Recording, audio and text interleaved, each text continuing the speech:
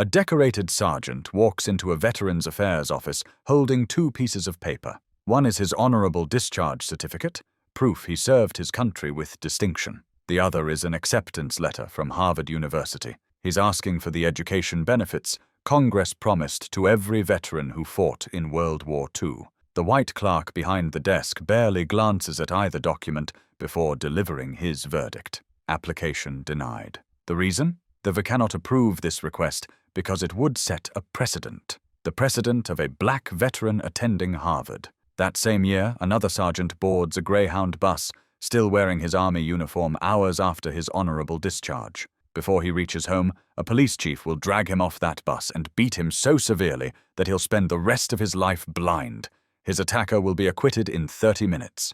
78 years later, a Vietnam veteran will finally receive the benefits he'd been denied for 5 decades. The VA will admit they'd been wrong all along. His case will reveal something far more disturbing. The discrimination never stopped. This is the story of how America's most celebrated piece of legislation became its most devastating broken promise to those who served. June 22, 1944.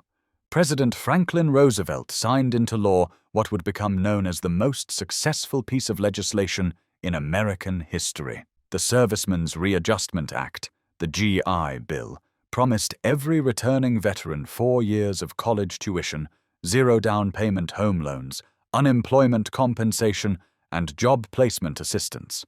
It would build the American middle class and fuel decades of prosperity. But for 1.2 million black veterans who had served in segregated ranks, that promise would become deliberate betrayal. Sergeant Joseph Maddox, the veteran denied Harvard tuition to avoid setting a precedent, only received his benefits after the NAACP intervened and pressured VA headquarters in Washington. Most black veterans facing similar denials didn't have those resources. Most simply accepted that the promises made to them weren't meant to be kept. Sergeant Isaac Woodard, the veteran beaten and blinded in his uniform, never received justice. Police Chief Linwood Shull, who destroyed Woodard's eyes with a blackjack nightstick after dragging him off that Greyhound bus, was acquitted by an all-white jury in 30 minutes. But Woodard's case reached President Harry Truman, who was so horrified that he accelerated plans to desegregate the military. Executive Order 9981, signed in July 1948, integrated the armed forces. But it did nothing about the VA's systematic denial of benefits to black veterans. These weren't isolated incidents. They were features of a system deliberately designed to exclude black veterans from prosperity. The architect of this exclusion was Congressman John Rankin of Mississippi, chairman of the House Veterans Committee, and one of the most virulent racists. In Congress, Rankin had defended segregation, opposed anti-lynching legislation, and called proposals to desegregate blood donations a conspiracy to mongrelize the nation. When drafting the GI Bill, he held one non-negotiable demand: state-level administration, not federal control. Rankin understood this meant Jim Crow discrimination at every level. In the South, where 79% of black veterans lived, state control meant no federal oversight, no accountability, no recourse. The GI Bill's text contained no racial language. Rankin's structure ensured discrimination without explicitly requiring it. The results were devastating. In Mississippi, of more than 3,200 VA guaranteed home loans issued in 1947 across 13 cities, exactly 2 went to black borrowers. In the suburbs of New York and northern New Jersey, fewer than 100 of 67,000 GI Bill mortgages went to non-white veterans. The Federal Housing Administration had created detailed maps marking black neighborhoods with the lowest rating of D, deeming them too risky for federally backed mortgages. The VA adopted these redlining practices wholesale. Even black veterans with perfect credit couldn't get loans because their neighborhoods were redlined, and white neighborhoods had restrictive covenants prohibiting sales to black families.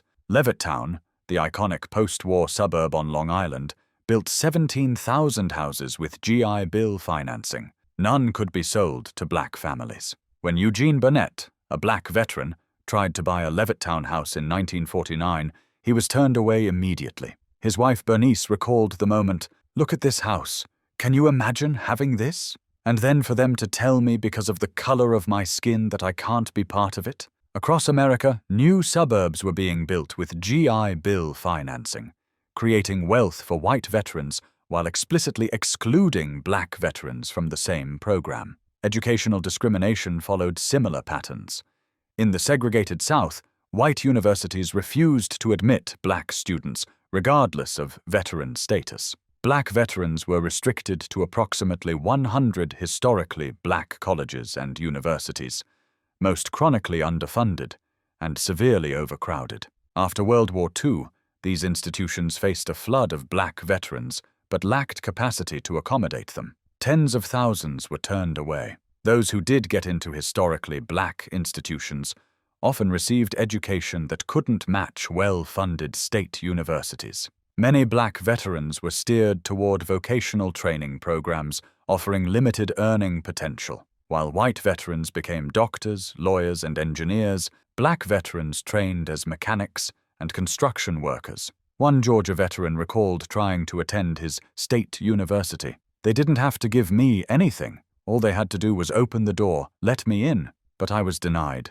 because I was still a Negro. Here I am, born in Georgia, living in Georgia, fought from Georgia for the United States, but came back and couldn't attend the university system for further education. Unemployment benefits, which provided veterans $20 weekly for up to 1 year, were systematically denied to black veterans. Southern postmasters reportedly refused to deliver application forms. Those who did apply faced termination if any work was available, even jobs paying below subsistence wages. This standard wasn't applied to white veterans with the same rigidity. Only 6% of black World War II veterans earned college degrees after the war compared to 19% of white veterans. Researchers at Brandeis University calculated descendants of white veterans received an average benefit of $59,638 from the GI Bill, while black veteran descendants received $23,847, less than half. Adjusted for inflation, each black veteran family was denied approximately $180,000 in wealth-building opportunities. The consequences compound across generations.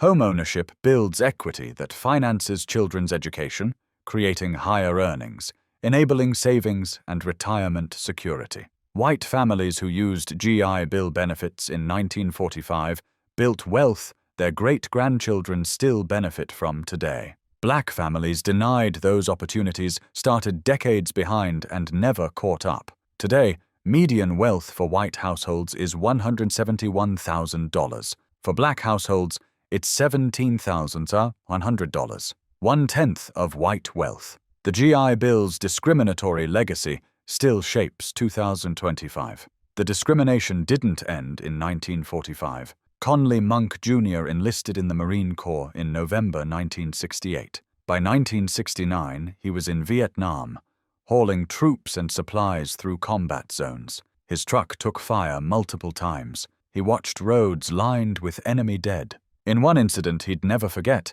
he watched another Marine run over a Vietnamese man, unable to tell if he was an attacker or innocent civilian. The psychological scars would follow him home. When Monk returned, he applied for veterans' benefits, education benefits, housing assistance, disability compensation. The VA denied everything, claiming his discharge status didn't qualify him. Monk kept applying. The VA kept denying for 5 decades.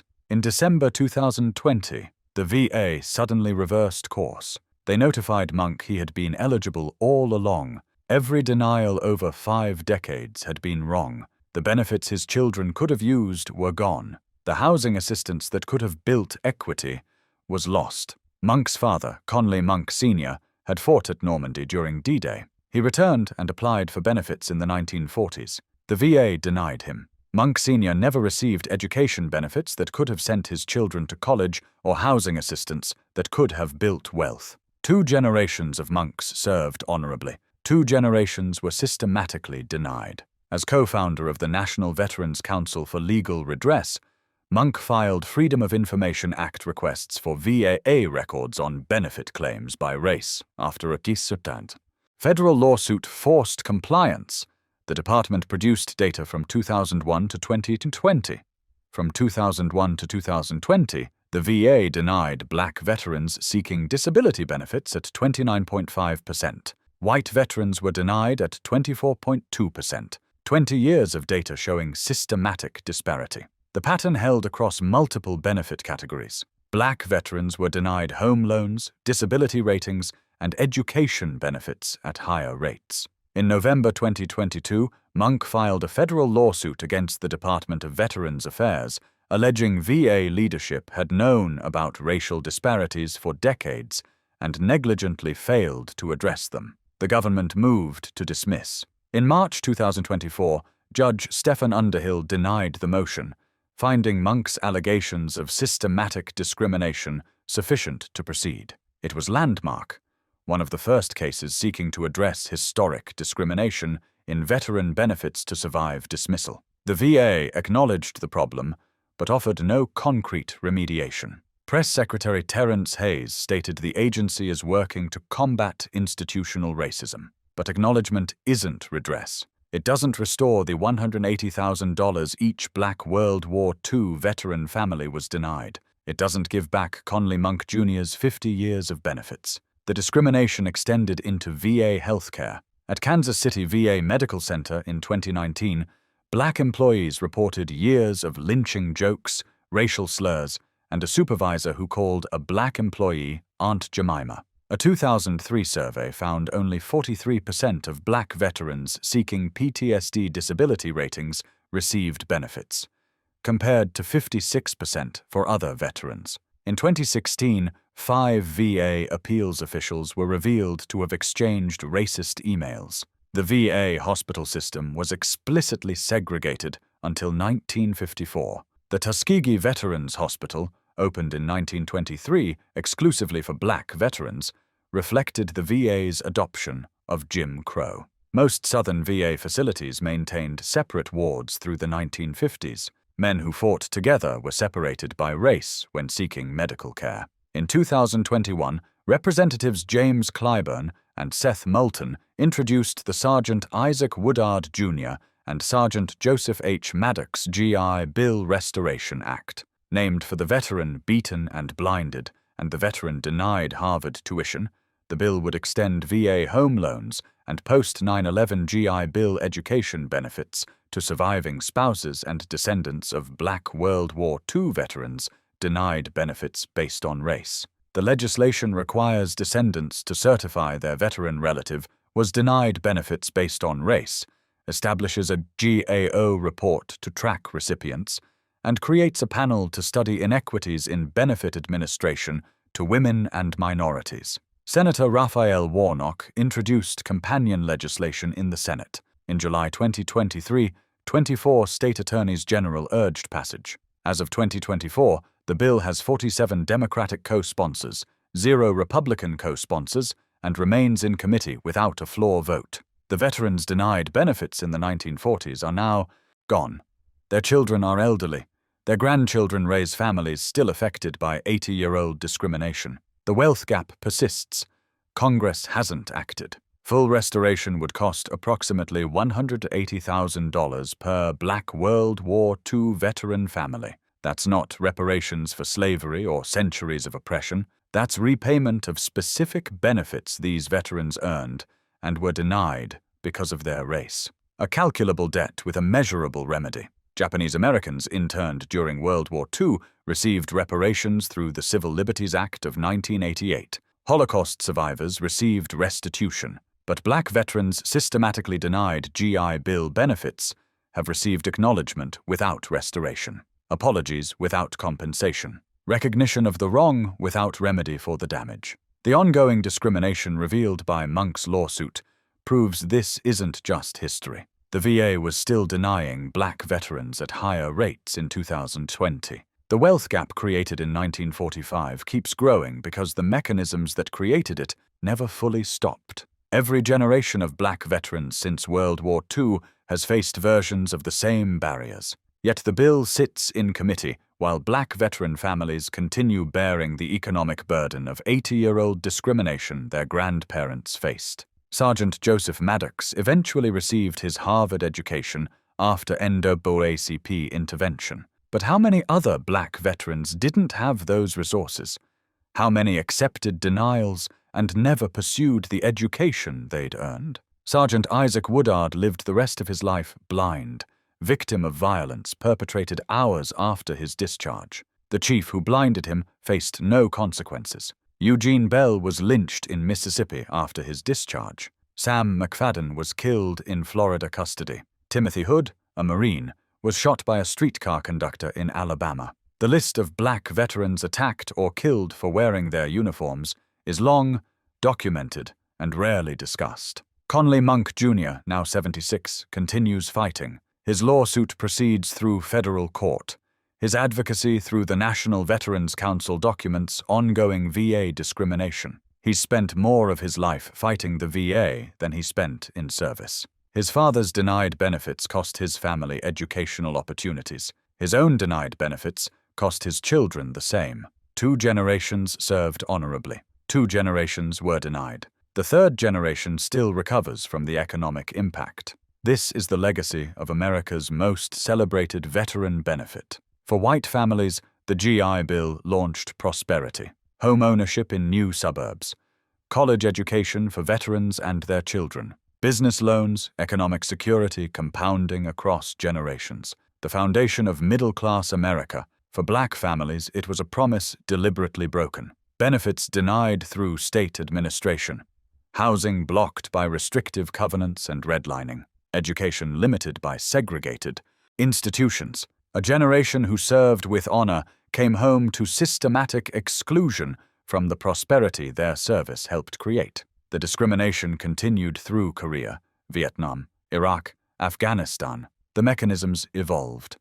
The language became neutral, but black veterans still face higher denial rates. Black families still excluded from wealth building. Black communities still bearing the economic burden of discrimination that began 80 years ago and never fully stopped. America celebrates its veterans. We honor their service, thank them for sacrifice, promise them earned benefits. But for black veterans, those promises always came with conditions based not on service or sacrifice, but on race. Promises broken not through explicit prohibition, but through systematic discrimination at every level of implementation. The GI Bill could have been what it claimed: a universal benefit for all who served, a genuine thank you to every veteran who fought for democracy. Instead, it became another mechanism for maintaining racial inequality, excluding black families from opportunity while providing white families unprecedented access to wealth-building programs.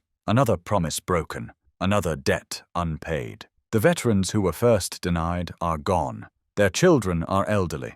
Their grandchildren raise the next generation still affected by 80-year-old discrimination. America continues celebrating the GI Bill's success while refusing to acknowledge that success was built on systematic exclusion of those who served in segregated ranks but expected equal benefits. Sergeant Woodard died in 1992. Sergeant Maddox passed in 2003. Conley Monk Sr. died in 2010, never having received the World War II benefits he earned at Normandy. The veterans are overwhelmingly gone now, but their families remain. Descendants denied educational opportunities because grandparents were denied GI Bill benefits. Children who couldn't buy homes because parents were excluded from VA loans. Grandchildren carrying student debt because their families never built the wealth that would have funded their education. This is what systematic discrimination looks like across generations, not just dramatic moments of overt racism,